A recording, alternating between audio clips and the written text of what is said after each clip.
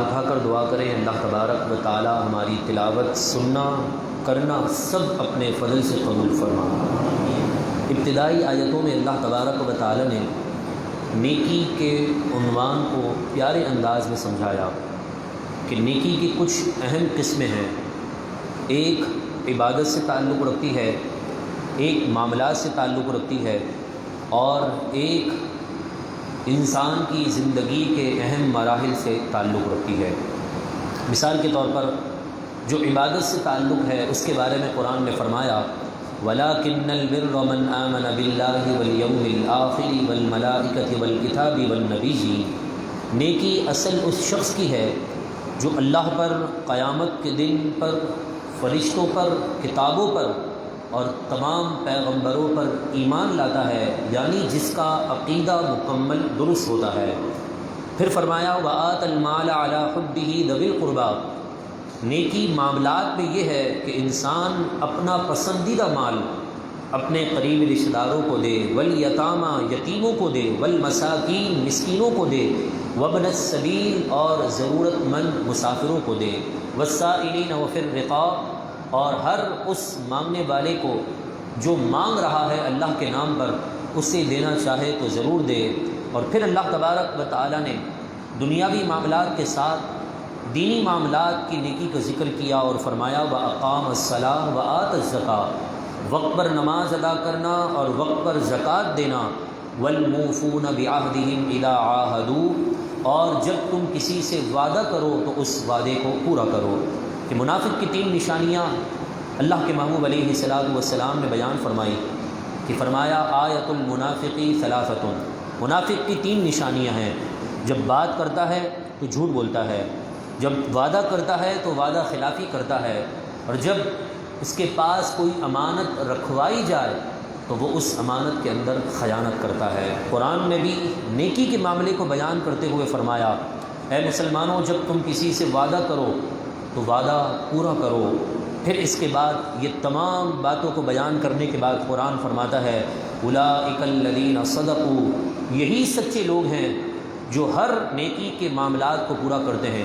کچھ لوگ ایسے ہوتے ہیں جو صرف معاملات کی طرف نکل گئے، دنیاوی کاموں میں لگ گئے۔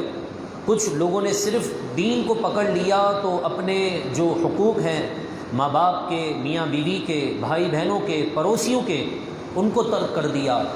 اللہ کے محبوب کی زندگی نے بتایا کہ میرے محبوب نے شادی بھی کی، ازدواجی زندگی سے منسلک تمام معاملات حقوق پورے بھی کیے، اور پھر پڑوسیوں کے حقوق بھی ادا کیے، مسلمانوں کے حقوق بھی ادا کیے، اور دنیا میں اگر کسی نے اللہ تبارک و تعالیٰ کی سب سے زیادہ عبادت کی ہے تو حقوق اللہ بھی میرے محبوب نے مکمل ادا کر دیے ہیں۔ تو یہی سے میرے محبوب کی زندگی کا خلاصہ ہے۔ حضرت عائشہ رضی اللہ تعالی عنہا سے کسی نے پوچھا کہ بتائیے حضور کے اخلاق کیا تھے، تو حضرت عائشہ نے اس پوچھنے والے نے سے پوچھا کہ کیا تم نے قرآن نہیں پڑھا؟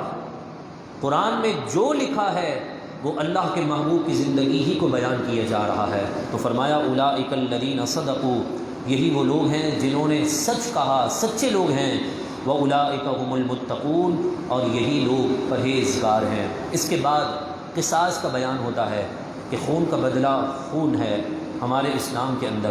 اگر کوئی شخص کسی کو قتل کر دے تو فرمایا کہ اب جس نے مارا ہے اس قاتل کو بھی قتل کیا جائے گا۔ کیوں؟ اس لیے کہ قرآن فرماتا ہے وَلَكُمْ فِي الْقِصَاصِ حَيَاةٌ يَا أُولِي الْأَلْبَابِ لَعَلَّكُمْ تَتَّقُونَ، تمہارے لیے قصاص یعنی خون کے بدلہ لینے میں زندگی ہے اے مسلمانوں، اے عقل مندو، اس لیے کہ تم تقوی اور پرہیزگاری کو اختیار کرو۔ یہاں پر قرآن سے اور اسلام سے دور لوگ اعتراض کرتے ہیں اور کہتے ہیں کہ کسی کی جان لینا یہ کہاں کا انصاف ہے۔ اگر آج اس قانون کو اپلائی کر دیا جائے، ملک پاکستان کے قانون میں اس شق کو شامل کر دیا جائے تو یقیناً کوئی بھی ایک چھوٹے سے موبائل کی خاطر کسی کو مارنے پر تلے گا نہیں۔ اس کو پتہ ہوگا کہ اگر آج میں نے کوئی غلط کام کیا اور کسی کی جان لی تو قرآن اور پاکستان کے قانون کے مطابق میری بھی جان لے لی جائے گی۔ تو قتل کا اور فسادات کا دروازہ بند کرنا ہوگا تو ہمیں قرآن کی باتوں پر عمل کرنا ہوگا۔ فرمایا وَلَكُمْ فِي الْقِصَاصِ حَيَاةٌ، تمہارے لیے خون کے بدلہ لینے میں حیات ہے، زندگی ہے۔ یا اولی الالباب، اے عقل مندو، لعلکم تتقون، تاکہ تم تقوی اور پرہیزگاری کو اختیار کرنے والے ہو جاؤ۔ اس کے بعد اللہ تبارک و تعالیٰ نے روزے کے مسائل کو بیان کیے، اور روزہ بظاہر دکھنے میں ایک دشوار عمل ہے۔ پورا دن حلال چیزوں سے بچنا ہے، حرام سے تو پوری ہی زندگی بچنا ہے، لیکن پانی کا گلاس موجود ہے، فروٹ موجود ہیں، کھانے کی اشیاء موجود ہیں، لیکن رب کے حکم پر عمل کرتے ہوئے صبح سے لے کر رات کے ابتدا تک ہم جو ہے وہ کھانے پینے اور تمام اشیاء سے، ازدواجی زندگی کے معاملات سے رک جاتے ہیں۔ پھر قرآن پر اعتراض کرنے والوں نے کہا یہ تو پھر اللہ تبارک و تعالیٰ کے دیے ہوئے رزق کی ناشکری ہے کہ اسے لوگ چھوڑ دیں، اور یہ تو بڑا دشوار عمل ہے۔ مسلمانوں کا رب مسلمانوں پر دشواری لا رہا ہے۔ قرآن نے فرمایا نہیں، یرید اللہ بکم الیسرا، اللہ تعالیٰ تم پر آسانی کا ارادہ کرتا ہے، ولا یرید بکم العسر، اور وہ تم پر تنگی نہیں چاہتا ہے۔ ہاں اگر تم بیمار ہو، واقعی میں تم مریض ہو، تو فرمایا فعدۃ من ایام اخر، ان چند دنوں کی گنتی کو تم دوسرے دنوں میں پورا کر سکتے ہو۔ کتنی آسانی رکھی ہے۔ اسی سے ملتا جلتا عنوان اسی پارے کے آخری آیت کے اندر فرمایا گیا کہ حافظوا علی الصلوات والصلاۃ الوسطی، اے مسلمانوں اپنی نمازوں کی خاص طور پر درمیانی نماز کی حفاظت کرو۔ فَإِنْ خِفْتُمْ فَرِجَالًا أَوْ رُكْبَانًا، نماز اس قدر ضروری ہے کہ اگر تم کھڑے ہو کر نماز ادا نہیں کر سکتے تو پھر تم بیٹھ کر نماز پڑھو۔ سفر میں ہو اور تمہاری سفر کی وہ سواری رک نہیں رہی تو پیدل چلتے چلتے نماز پڑھ لو۔ کتنی آسانی ہے۔ اگر میرا رب چاہتا تو یہ حکم دے دیتا، جس حالت میں بھی ہو روزہ رکھنا ہے، جس حالت میں بھی ہو تمہیں کھڑے ہو کر نماز پڑھنی ہے۔ مجھے بتائیے کتنی دشواری کا عمل ہو جاتا، لیکن دین کتنا آسان ہے۔ کھڑے ہو کر نماز نہیں پڑھ سکتے، بیٹھ کر پڑھ لیں، بیٹھ کر نہیں پڑھ سکتے لیٹے لیٹے پڑھ لیں، اور اگر لیٹے لیٹے بھی انسان نماز کی ادائیگی نہیں کر سکتا تو آسانی کتنی دی۔ فرمایا اشاروں سے نماز پڑھ لے، کیونکہ رب تعالیٰ تیری نیت دیکھ رہا ہے۔ انما الاعمال بالنیات، اللہ کے حضور نیتیں معتبر سمجھی جاتی ہیں۔ تیری نیت آسان اور منزل تیری صاف ہے تو اللہ تعالیٰ تیری عبادت کو قبول فرما لے گا۔ تو لہذا ہمیں چاہیے کہ ہم نمازوں کے معاملات میں سستی نہ کریں۔ سب سے پہلا سوال عبادت کے متعلق قیامت کے دن جو ہوگا نا، وہ نماز کے متعلق ہوگا۔ حضرت خاتون جنت جن کا یوم کل 3 رمضان المبارک کی بابرکت راتوں اور پورے دن کے اندر ہے، 3 رمضان کی نسبت خاتون جنت فاطمہ الزہرا رضی اللہ تعالی عنہا سے ہے۔ مجھے بتائیے، وہ تو طویل سجدے کر رہی ہیں، اور ان کے ماننے والے، ان سے محبت کرنے والے غلام جو اپنے آپ کو اہل بیت کا خادم کہتے ہیں، ان کی نمازوں کا کیا حال ہے۔ اور ہمارے سردار، ہمارے اسلاف، وہ نمازوں کی عبادت میں اس قدر محو ہو جاتے کہ حضرت علی رضی اللہ تعالیٰ عنہ کے متعلق آتا ہے کہ آپ کو زہریلا نیزہ مارا گیا جو آپ کے پاؤں میں پیوست ہو گیا، ہاتھ کوئی لگاتا تھا تو آپ کی چیخیں نکل جاتی تھیں۔ شیر خدا ہیں، طاقتور ہیں، لیکن اس کے باوجود تکلیف کا عالم یہ تھا کہ کوئی قریب سے ٹچ نہیں کر سکتا تھا۔ لیکن جب آپ کو طبیبوں نے کہا کہ اب تو نکالنا ضروری ہو گیا ہے، تو آپ نے کہا کہ میں ایک عمل کرتا ہوں، جب میں کرنا شروع کر دوں تو تم وہ تیر نکال دینا۔ آپ نے کہا میں نماز کی نیت باندھ رہا ہوں، جیسے ہی نماز کی نیت باندھ لوں تم یہ کام کر دینا۔ آپ نے مکمل نماز ادا کر لی۔ سلام پھیرنے کے بعد طبیبوں سے پوچھا نکالا نہیں؟ طبیبوں نے کہا کہ ہم نے نکالا صرف نہیں بلکہ وہ تو اندر آپ کی ہڈی میں اس قدر پیوست ہو چکا تھا کہ کھینچنے پر نکالا ہے۔ مگر تاریخ کی کتابوں میں آتا ہے شیر خدا نے حرکت بھی نہ کی، اللہ نے ایسے اسلاف ہمیں عطا فرمائے ہیں۔ یقیناً نماز کی اہمیت بہت ہے، تبھی قرآن مجید فرقان حمید نے بارہا اسی پارے کے پھر دوسرے مقام پر نماز کا ذکر کیا گیا، اور نماز کے اندر کس قدر انسان کو خشوع خضوع رکھنا ہے اس کے متعلق بھی بے شمار مقامات پر فرمایا گیا۔ اس کے بعد آج کی تراویح کی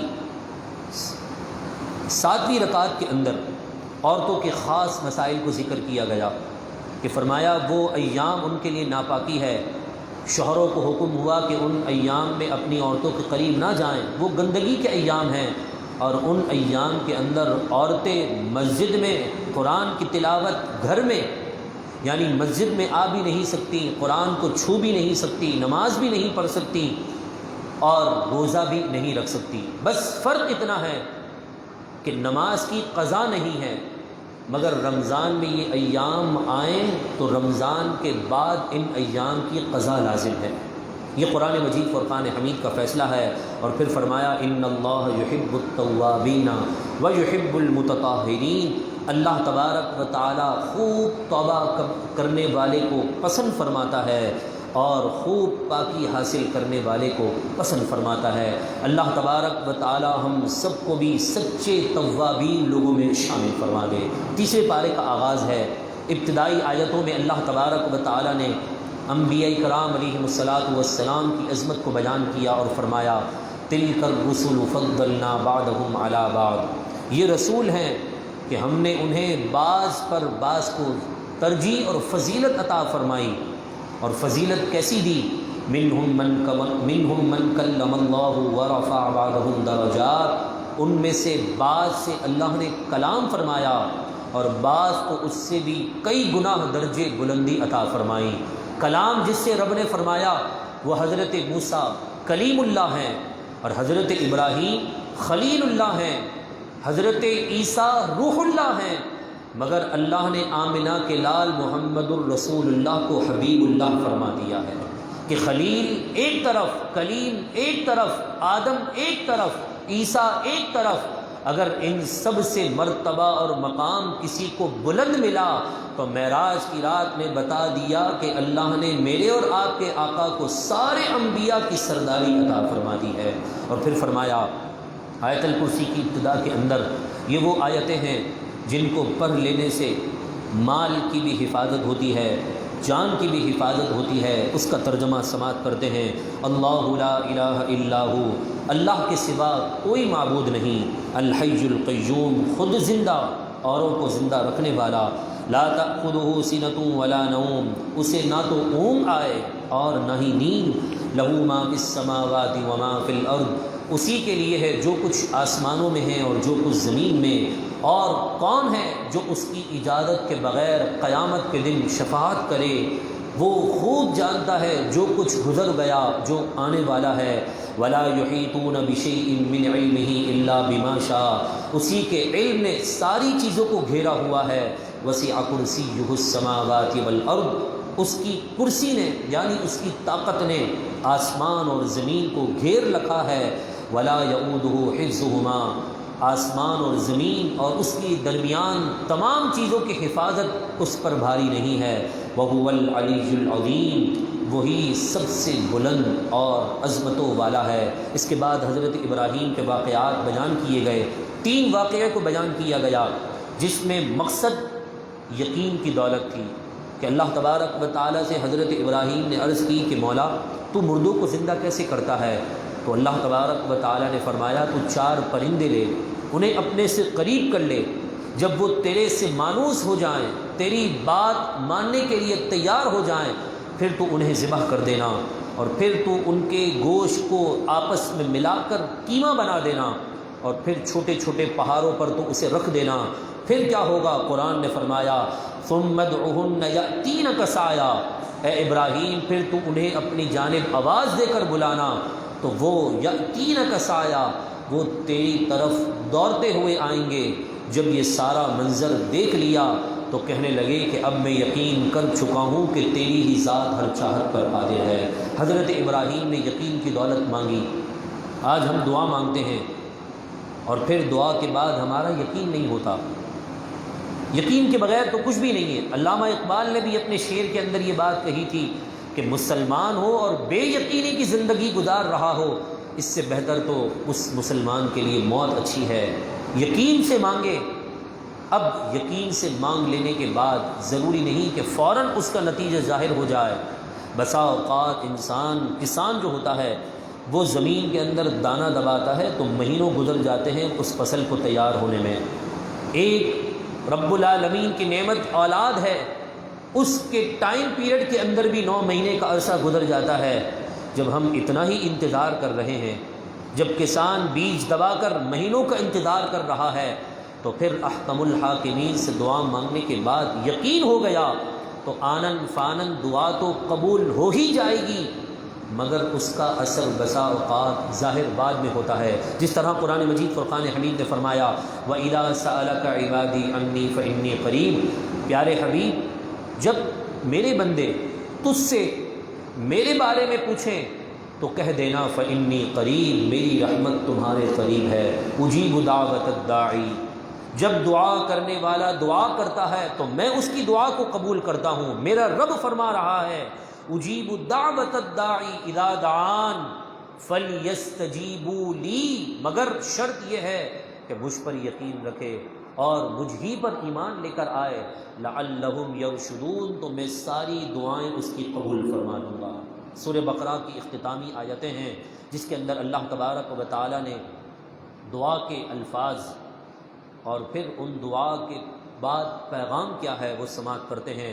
ربنا لا تؤاخذنا ان نسینا او اخطأنا، اے ہمارے رب تو ہمارا مواخذہ نہ فرمانا اگر ہم بھول جائیں یا ہم سے کوئی قصور سرزد ہو جائے۔ ربنا، اے ہمارے رب، ولا تحمل علینا اسرا، ہم پر وہ بھاری بوجھ نہ ڈالنا، کما حملتہ علی الذین من قبلنا، جیسا تو نے ہم سے پہلے لوگوں پر بوجھ ڈالا تھا۔ آپ کو اندازہ اس بات سے لگا سکتے ہیں کہ پہلے کی امت اگر گناہ کرتی تھی نا تو ان کی پیشانیوں پر لکھا ہوا آ جاتا تھا، ان کے دروازوں پر واضح الفاظ کے ساتھ لکھا ہوا آ جاتا تھا، ان کے چہرے بدل دیے جاتے تھے، ان کو بندر، خنزیر، سور، جانوروں کی شکل میں منتقل کر دیا جاتا تھا۔ لیکن قرآن کیا فرما رہا ہے؟ اس امت پر حضور کے صدقے سے ایسا کرم ہو گیا کہ اگر رات کے حصے میں گناہ کرتا ہے تو صبح کے وقت رب کی رحمت پکار کر کہتی ہے کوئی توبہ کرنے والا کہ اس کی توبہ کو قبول کیا جائے۔ اس لیے رب پورے دن یہ پکار ارشاد فرماتا ہے کہ اگر کسی سے رات میں گناہ ہو گیا تو وہ دن میں توبہ کر لے تو اللہ توبہ قبول فرما لیتا ہے۔ تو فرمایا ربنا، اے ہمارے رب، ولا تحملنا ما لا طاقت لنا بہ، ہم سے وہ بوجھ دور کر دے جس کی ہم میں طاقت نہیں ہے، واعف عنا، ہمیں معاف کر دے، واغفر لنا، ہمیں بخش دے، وارحمنا، اور ہم پر رحم فرما، انت مولانا، کہ تو ہی ہمارا مددگار ہے، فانصرنا علی القوم الکافرین، کہ تو ہماری کافر قوم پر مدد فرما دے۔ ہاتھ اٹھا کر دعا کریں، ان آیتوں کی ساری برکتیں رب ہم سب کو بھی نصیب فرمائیں۔ پھر اس کے بعد سورہ آل عمران کا آغاز ہے۔ آل عمران کہتے ہیں حضرت عمران کے گھر والے۔ اس کا ایک بڑا ہی طویل واقعہ ہے، وہ انشاءاللہ کل کی تیسری اور چوتھی رکعتوں کے اندر جب ہم انشاءاللہ سماعت کریں گے، اور پھر جب ترجمہ اور تفسیر کے وقت ہم ان آیتوں کو سماعت کریں گے تو پھر آل عمران نام رکھنے کی وجہ بھی ہم سماعت کر لیں گے۔ اللہ تبارک و تعالی سے دعا ہے اللہ رب العزت ہم سب کو آج کے اس قرآن پاک کے ایک ایک حرف کی برکتوں سے مالا مال فرمائے۔ میرے پیاروں محترم بھائیوں، ہم میں سے اگر کسی نے اب تک قرآن پاک کا آغاز نہیں کیا، وقت ابھی گزرا نہیں ہے، وقت ہمارے پاس موجود ہے، لہذا قرآن پاک کی تلاوت کو اپنا معمول بنائیے۔ 1.25 پارے کی تلاوت کرنی ہے۔ اگر ہر نماز کے بعد آپ 4 سے 4.5 پارے یعنی 4 سے 4.5 صفحات کی تلاوت کریں گے تو اگلی نماز عشاء تک آپ 1.25 پارہ پڑھنے میں کامیاب ہو جائیں گے۔ چھٹی کا دن ہو، اگر خدا نہ کرے پیچھے رہ جائیں تو آپ چھٹی کے دن 10 منٹ زیادہ رب سے باتیں کر لیں، یعنی قرآن پڑھ لیں، تو انشاءاللہ اس کی برکتیں نصیب ہوں گی۔ اللہ تبارک و تعالی سے دعا ہے اللہ رب العزت ہم سب کو تمام باتوں پر عمل کی توفیق عطا فرمائیں۔